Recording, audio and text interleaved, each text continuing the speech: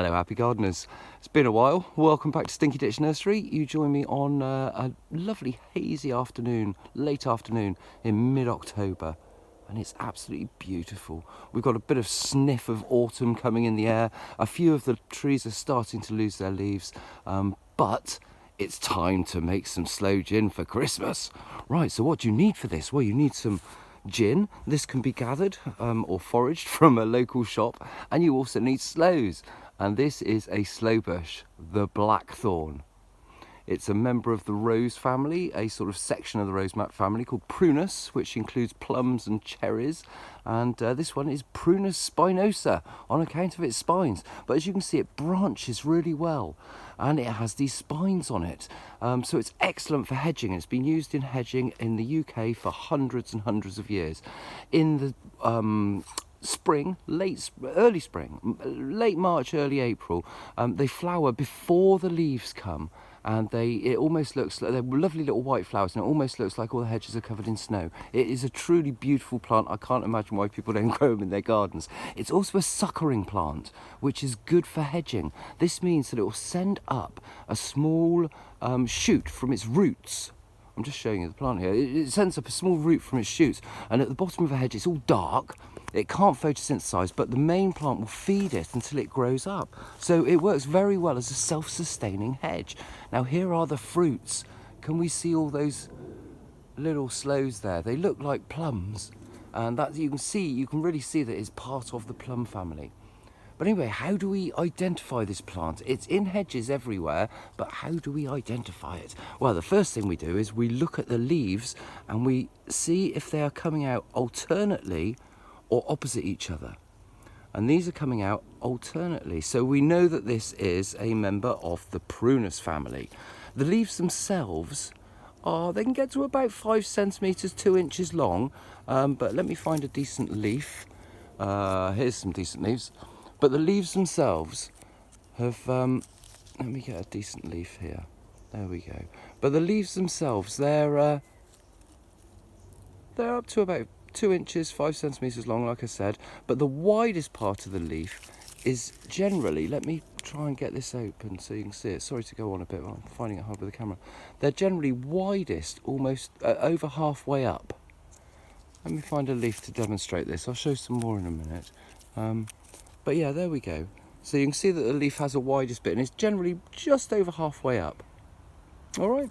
And also the buds. Another car going past. Also the buds. If you can look in there, they've got these tiny little buds between the twig and the leaf itself. They're only about 1 millimetre, 2 millimetres long. That's like sort of 64th of an inch if you're in America. I don't know if these grow in America, but I'm sure you can get them somewhere or other online. Everything, you can get everything online now. But the buds are quite small. These will grow in the next year, and they often terminate in spikes.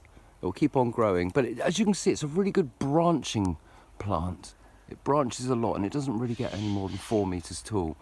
And right, let's have a look at the fruits. Well, the bark as well. You can see that it has a sort of purpley hue to it. And honestly, they're lovely in the spring, absolutely lovely. There's just these white flowers everywhere, and that's another way of finding out where they are around you in the hedges. Look out for them in the spring. Right, the fruits themselves, let's have a look at some fruits.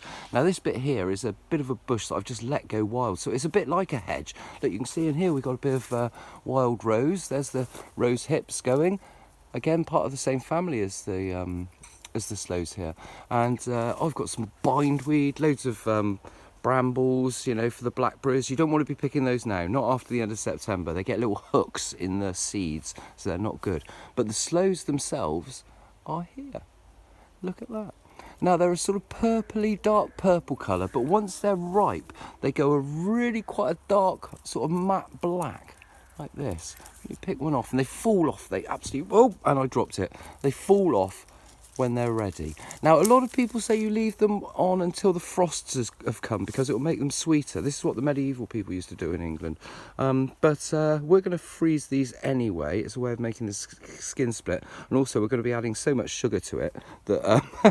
Anyway, let me try and get a good view on this, where it's in focus. So there's our sloe itself. If I split it open, like that, you'll notice it's got a seed in the middle. You don't eat the seed. If you're cooking with these, you remove the seeds, but the flesh itself is okay. And if you taste it, oh my word, you know when you get a deodorant that smells so nice, you just got to see what it tastes like. It's a bit like that. It's like spraying deodorant in your tongue. It's very astringent, it's very bitter, and it will dry your tongue out. So there we go, that's your sloes. You just need to go along and do a bit of foraging. Just pick them off, put them in a bag, put them in your pockets. You need about enough to half fill the bottle you're going to put the gin in, like that. And there we are. That's how you identify your sloes. Now I'm going to show you a couple of things that you could mistake for sloes if you were very new to this. So let's have a quick look. I'll just do a little tour. I have not been well for again for the last couple of months, so the clearing up process has sort of come on, is sort of held. Thank you for all the lovely messages from people. Really, really appreciate it. I've got so many things to answer. I haven't answered anything in the last couple of months because I've been down the pan. I did a little vid about agoraphobia and everyone's quite interested, so I thought I'd do a few videos about how I deal with it.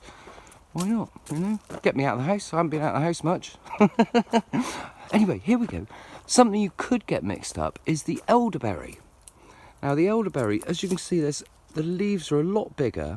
You don't get the elderberries at this time of year. They're generally gone by this time of year. And you can also see that the leaves, you see that? They come out opposite each other. Yeah.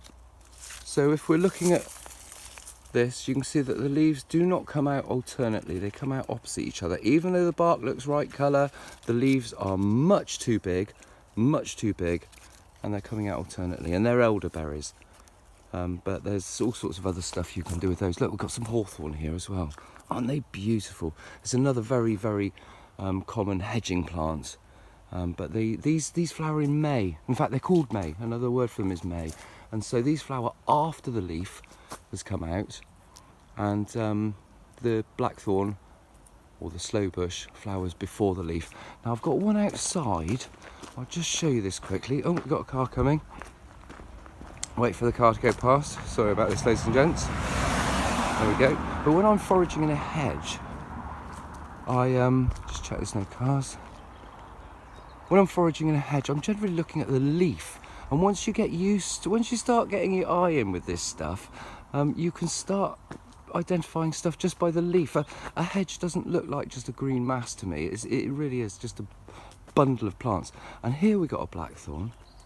Now, as you can see, the leaves are a lot bigger than the plant I've got going in the nursery. They're still alternately coming up.